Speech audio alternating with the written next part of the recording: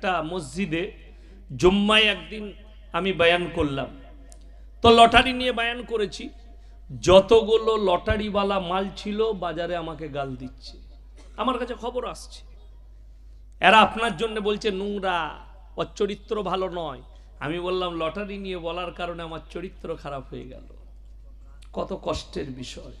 Lottery নিয়ে বলার কারণে ইমামের চরিত্র খারাপ হয়ে গেল। যারা ফেসবুক আর ইউটিউবে দেখছেন না, আমাদের মতো মৌলবীকে আর কত আলেমকে বলছেন এরা কত হক কথা বলে। আমার মতনই তোমারও ইমাম হক কথা বলতে পারবে যদি তোমার ইমামকে সেই হকটা দিয়ে থাকো। তুমি হক দাওনি, হক কেড়ে নিয়েছে, ইমামের হক কেড়ে নেওয়া হয়েছে। আমি আমার এলাকার বর্ধমান জেলার কথা বলছি, আমি গ্রামের নাম করব না, কেন সেই নেমো খারামগুলো লজ্জিত হবে, তাদের লজ্জা লাগবে গ্রামের নাম করলে। পরে আমাকে বলবে হুজুর আমার গ্রামের নাম করলেন, গ্রামের নাম লব না। ইমাম একজনকে সিলেক্ট করবে, শর্ত লেগেছে ইমামের জন্য, এই শর্তগুলো চাই। কি কি? তার মধ্যে শুনেলেন ওই হারামখোররা কি কি লিখেছে। 1 নম্বর লিখেছে মসজিদে ঝাড়ু দিতে হবে ইমামকে।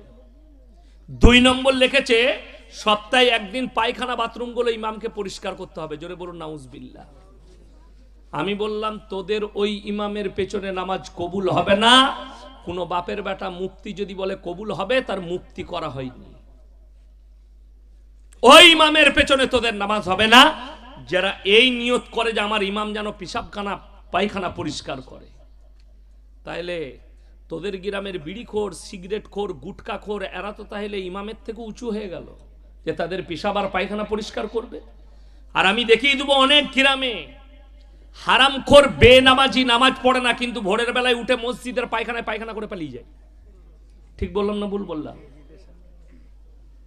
এরপর লোকে আমাকে এই কথাগুলো বলার কারণে গাল দেয়, এগুলো বলছো কেন?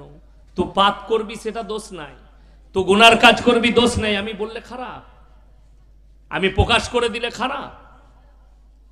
কলকাতা থেকে একজন ফোন করে বলছে মুসলিমদের ছেলে মেয়েদের পোশাক নিয়ে আপনি কেন কথা বলবেন? যে যা পড়ছে। আমি বললাম তোমার বউ কি পরে? বলে আমার বউ ন্যাংটো ঘুরতে পারে। আমি বললাম আলহামদুলিল্লাহ, ন্যাংটো ঘোরা।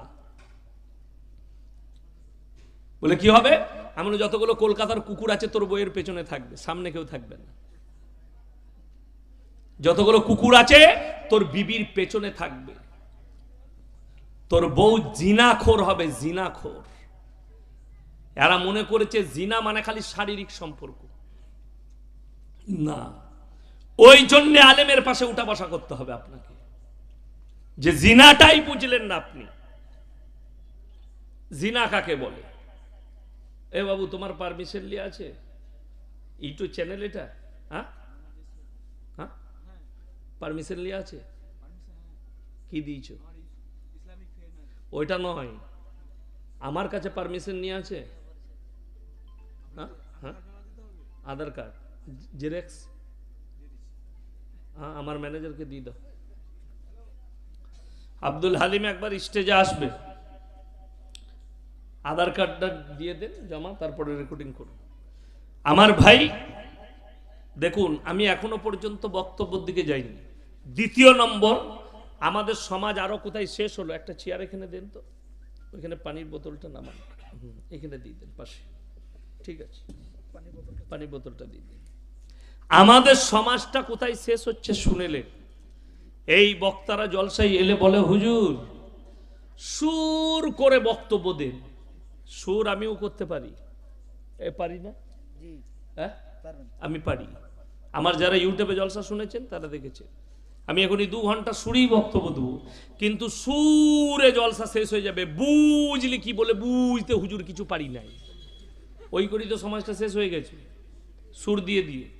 আর গল্প গুজবের বক্তা আমি নয়, আমার গল্পর পেছনে কোরআন হাদিস থাকে, আমার কথা বলার পেছনে কোরআন হাদিস থাকে। আমি আজকে কয়েকটা প্রুফ আপনাদিকে দেখিয়ে যাব আর প্রমাণ দিয়ে যাব আপনাদিকে, এবং প্রুফ সহ দেখিয়ে যাব যে সমাজ কিছু ভণ্ড হুজুর, ভণ্ড মৌলবীর দ্বারা ধ্বংস হচ্ছে কিভাবে।